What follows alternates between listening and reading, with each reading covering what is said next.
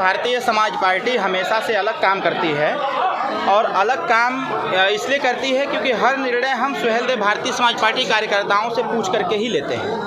और आज का जो निर्णय रहा है वो कहीं न कहीं आप भी देखे होंगे कि हमारे नेता माननीय श्री ओम प्रकाश राजभर जी जो अभी परसों शपथ लिए हैं और आज कार्यालय पर आए हैं।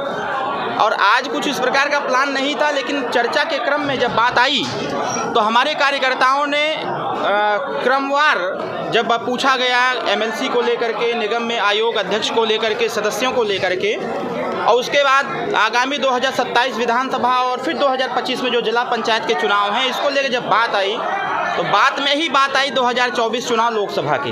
हमारे समस्त कार्यकर्ताओं ने अरविंद राजभर मेरे नाम पर जो सहमति जताया है, मैं उम्मीद करता हूं कि अगर सुहेलदेव भारतीय समाज पार्टी में निरंतर काम होता रहे, हमारे कार्यकर्ता ईमानदारी और निष्ठा से लगे रहें, तो जो अवसर हमको प्राप्त हुआ है वो आने वाले समयों में किसी भी आम कार्यकर्ता को प्राप्त हो सकता है।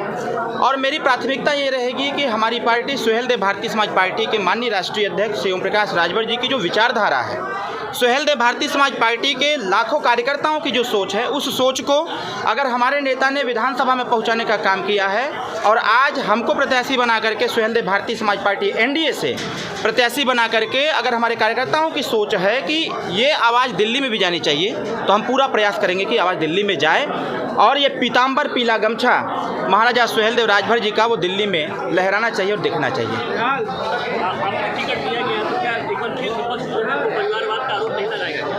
नहीं, जो विपक्ष जो आरोप लगाता है वो एक उंगली उठाता है ज़रूर, लेकिन उसको ये ज़रूर सोचना चाहिए कि अगर एक उंगली इशारा हमारे ऊपर है तो अन्य उंगलियां उसके ऊपर भी इशारा करती हैं।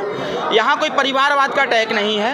यहाँ हम लोग लगातार जब से पार्टी बनी है, पढ़ाई के साथ साथ हम लोग लगातार पार्टी का काम करते रहे, चौपाल लगाए, गांव-गांव में सारा संगठन का विस्तार किए, उत्तर प्रदेश के साथ साथ अन्य स्टेट में भी हम लोगों ने जाकर के पार्टी का विस्तार किया।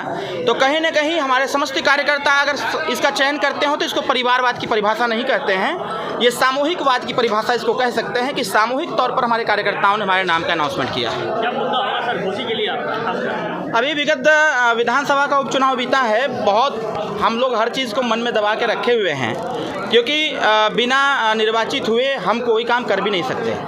तो पूरे मऊ में और बलिया में हम लोग, बलिया ही क्या पूरे प्रदेश का दौरा करते हैं और जो समस्या मऊ की है वही समस्या बलिया की, जो समस्या बलिया की वही समस्या मऊ की। तो एक कॉमन सी समस्या जो है उस समस्याओं के समाधान के लिए हमारी सरकार प्रयासरत है।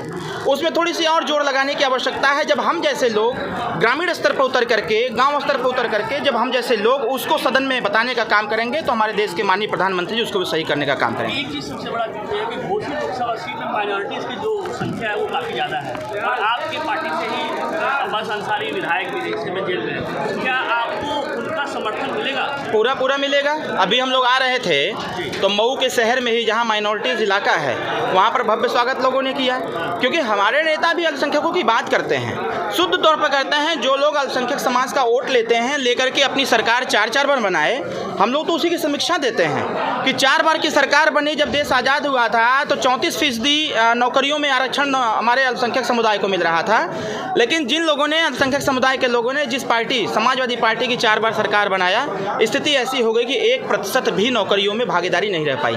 तो हम तो कहेंगे अपने उन साथियों से कि हमारा साथ दें, नेताजी का साथ दें। आने वाले समयों में सरकार के तरफ से जो भी सुख सुविधाएं प्राप्त होंगी, नौकरियों में जो भागीदारी होगी, वो ट्रांसपेरेंसी रखते हुए उसको देने का काम करेंगे। मुख्तार अंसारी के जो समर्थक हैं, जो अफजाल के समर्थक हैं, जो अब्बास अंसारी के समर्थक हैं, वो आपके साथ हैं कि नहीं इस चुनाव? सुहेलदेव भारतीय समाज पार्टी को मानने वाले जरूर होंगे। सुहेलदेव भारतीय समाज पार्टी की विचारधारा पर जो विश्वास करेंगे, नेताजी की विचारधारा जो प्रभावित होंगे, जिन लोगों को लगेगा कि भाई हमारी बात तो कोई नहीं करता सिवाय एक नेता ओम प्रकाश राजभर के, अगर उनको लगेगा कि नहीं एक नेता ओम प्रकाश राजभर अगर विधानसभा में गरज सकता है हमारी हिस्सेदारी के लिए, तो दूसरा नेता अरविंद राजभर भी सदन में खड़ा होकर हमारी बात बोल सकता है। अब्बास अंसारी आपको समर्थन है? अब्बास अंसारी का और मुख्तार अंसारी, इसके बारे में कुछ नहीं कर सकते।